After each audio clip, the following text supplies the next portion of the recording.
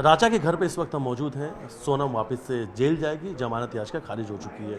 परिवार में खुशी का माहौल है। परिवार के लोगों का कहना आज उनके लिए बड़ा दिन है। बहुत लंबे समय से उन्हें इंतज़ार था, क्योंकि सोनम सलाखों के बाहर थी, जेल से बाहर थी और परिवार को उम्मीद थी कि उन्हें न्याय मिलेगी और सुप्रीम कोर्ट शायद इस पूरे मामले में बड़ा फैसला सुनाएगी। इंतज़ार था आपको रोज़ाना कि कहीं ना कहीं सोनम की जमानत याचिका खारिज होगी। हाँ, हमें ये इंतज़ार था कि कब जमानत खारिज हो, और हम धन्यवाद बोलना चाहेंगे सुप्रीम कोर्ट को जो उन्होंने जमानत खारिज करी और हमें अब न्याय की उम्मीद दिख रही है। तो राजा कौन थे आपके रिश्ते में? राजा भैया मेरे देवर थे। देवर थे। अब सोनम सलाखों के पीछे बाहर थी और लगातार जेल से बाहर घूम रही थी। उसने खुद को बेगुनाह बताया था, एक हलफनामा दिया था सुप्रीम कोर्ट में, कहा था वो बेकसूर है। हाँ, उसने ये कहा था कि मैं बेकसूर हूँ, बाकी जो कोर्ट है वो तो गवाहों पे चलते और उन्होंने सारी चीज़ें देखी होगी, उसके बाद ही उन्होंने फिर जमानत को रद्द किया है और इसके लिए हमें बहुत खुशी है। सोनम जैसे लोग लड़कियों के लिए क्या कहेंगी? सोनम जैसी लड़कियों को हमेशा मतलब अच्छी कड़ी से कड़ी सज़ा मिलनी चाहिए, क्योंकि सोनम के केस के बाद बहुत ज़्यादा केस बढ़ते गए। सिया हुई, उसके बाद बहुत सारे, किसी ने ज़मीन में दफनाया, किसी ने सांप से कटवाया, बहुत सारे केस हैं जो सोनम के केस के बाद ही हुए ये सारे केस। लग रहा है कि अब राजा तो हाँ, अब हमें लग रहा है कि हम राजा भैया के लिए मतलब एक उम्मीद दिख रही है न्याय की। उम्मीद लग रही है। हाँ, लग रहा है सुप्रीम कोर्ट ने तो जमानत रद्द कर दी है, पर आगे उसे जल्द से जल्द सज़ा मिल जाए। अभी क्या कहेंगी? क्या कहेंगी? आज के दिन कितना बड़ा दिन है? आज हमारे लिए बहुत खुशी का दिन है। आज थोड़ी राहत की सांस मिली है हमें। हमारा एक एक दिन बहुत गिन गिन के निकल रहा था कि अब न्याय मिलेगा, अब न्याय मिलेगा, लेकिन अब न्याय की उम्मीद जागी है। जब से राजा गए इस परिवार की खुशियाँ चली गई। खुशियाँ चली गई थी, बस राजा के आने से थोड़ी खुशी आई थी, लेकिन आज हमारे लिए बहुत बड़ा दिन है। आपके बेटे हैं? हाँ, ये राजा बेटा राजा है हमारा राजा है। ये वापस आया मम्मी पापा क्यों भैया है ना, आज तो मिलके नहीं आया ना, हंस के दिखा था। हाँ दिखा था हंस के। आपने राजा नाम रखा अपने बेटे? राजे बोलते उसको हम हैं, तो राजे बोलते ही हैं।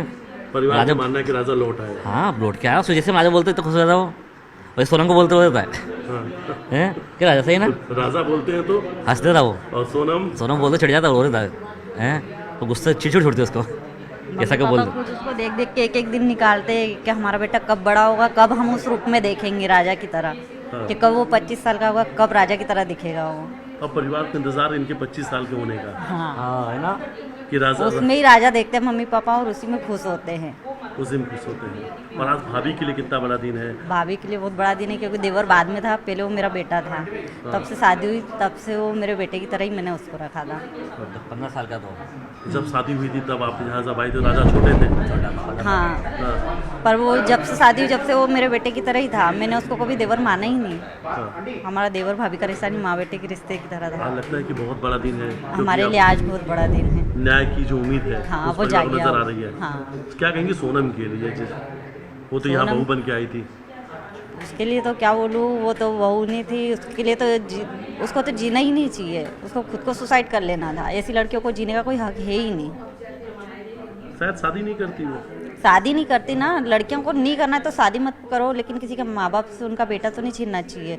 उन माँ बाप से तो पूछो कि उनको इतना बड़ा करने में कितना वक्त लगता है।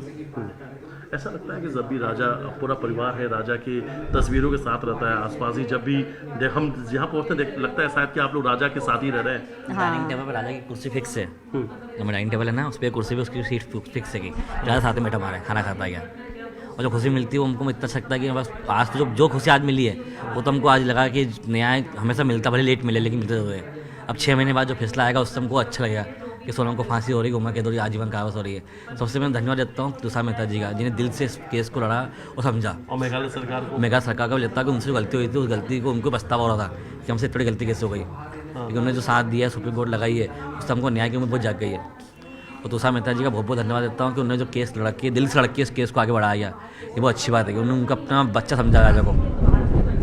आप राजा के सबसे बड़े भाई हैं? सबसे बड़ा भाई हूँ। और अपने ही बेटे का नाम आपने राजा रखा? ये राजा ही हमारे लिए तो, क्योंकि 2 कितने उसको मारा था, 2 बजे मारा था, 2:42 पे उस टाइम पे हुआ ये, तो हमारे लिए बहुत बड़ी बात है।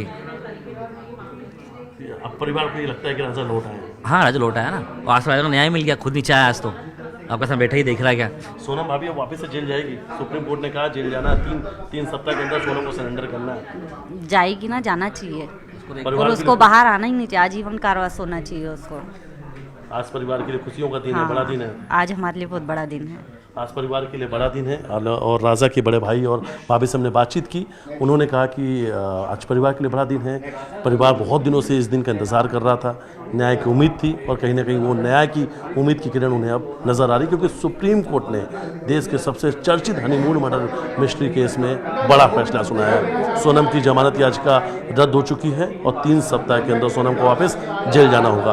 वीडियो जर्नलिस्ट डल्ला साहब, न्यूज़ 18 इंदौर।